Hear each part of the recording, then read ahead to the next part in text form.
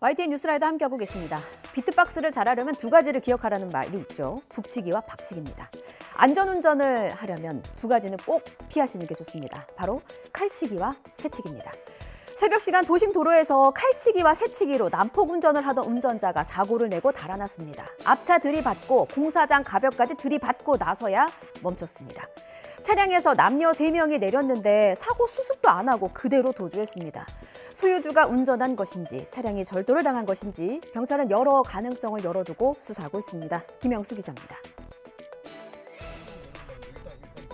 어두운 새벽 도심의 큰 도로. 1차로를 달리던 승용차 앞으로 다른 차가 끼어듭니다. 다시 2차로로 넘어가서 휘청하더니 앞차를 들이받고 공사장 가벽으로 돌진합니다. 칼치기로 들어왔어요. 급격하게 해서 들어왔는데 들어오자마자 다시 또 2차선 쪽으로 급격하게 또 차선 변경을 하더니 그 속도를 못 이기고.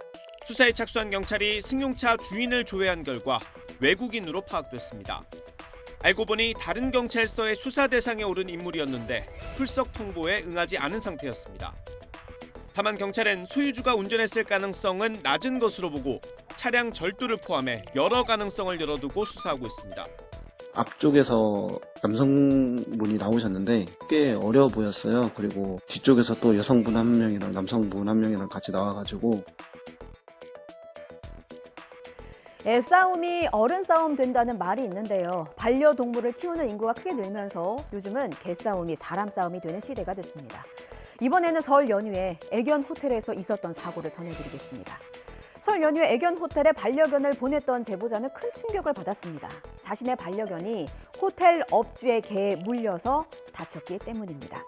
양측의 입장이 엇갈리면서 사람 간의 싸움으로 번졌습니다. 동물들은 뭐 어디 깨물려도 나 어디 물렸다 이렇게 말을 못하잖아요.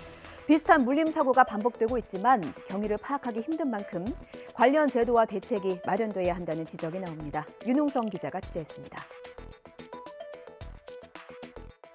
덩치 차이가 확연한 두 개가 꼬리를 흔들며 서로 엉겨붙습니다. 약간의 몸싸움을 벌이는가 싶더니 대형견이 한쪽 다리로 중형견의 몸을 누르고 물어버립니다. 물린 개의 목덜미 3군데엔 0.5cm 크기의 이빨 자국이 선명하게 남았습니다. 다른 강아지를 보거나 그러면 불안해하고 주저앉고 오줌 실수하고 CCTV 보여달라 하대. 자기가 작동법을 모른다. 지금 에러가 뜬다. 이 말만 하시더라고요.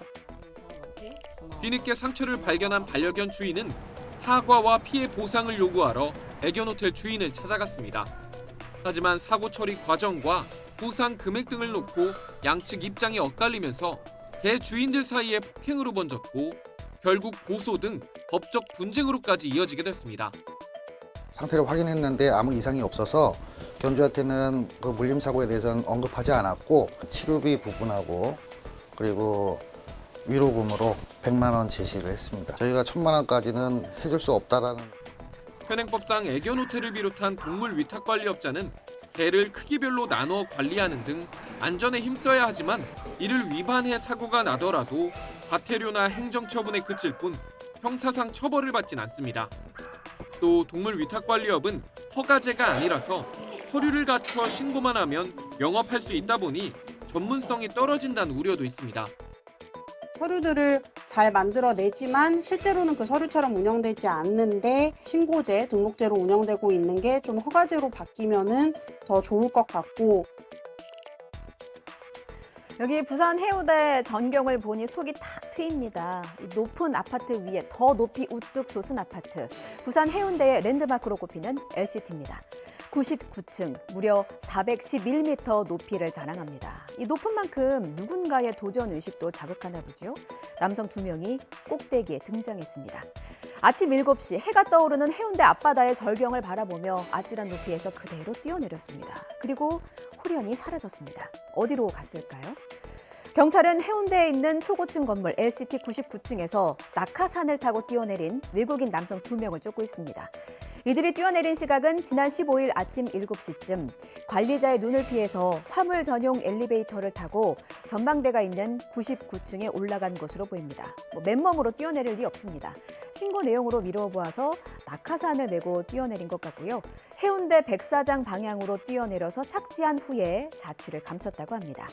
경찰은 이들이 유명 초고층 빌딩이나 절벽에서 낙하산을 타고 뛰어내리는 이른바 베이스 캠핑 전문가일 것으로 보고 수사를 벌이고 있습니다.